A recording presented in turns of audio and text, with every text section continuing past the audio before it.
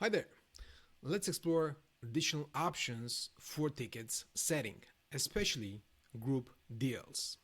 If you remember on our last video, we've set up the general access for children as a calendar-based system where schedule and availability were set in this section. And now we're going to explore two additional options. Number one is numbering, how many tickets we can purchase per order from this particular type of tickets. And number two is group deals. Why do we need group deals when we're setting up attraction tickets? The main reason is almost no one wants to go to an attraction by themselves.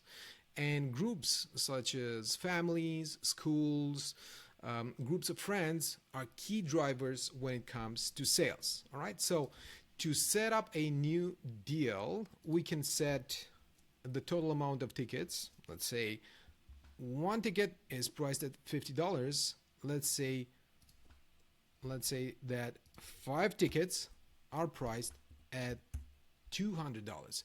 So this enables us to provide our customers that are coming in groups with a $50 discount. And then we're going to add a new one. If they buy 10 tickets, that's going to be even better. Instead of paying $500, they're only going to pay $300. All right, so it's pretty easy to set up group deals, and they're very powerful tools in setting up your ticketing and marketing strategy. All right, this concludes this particular topic, group deals for attractions such as theme parks and amusement parks. Next up, we're going to explore add-ons.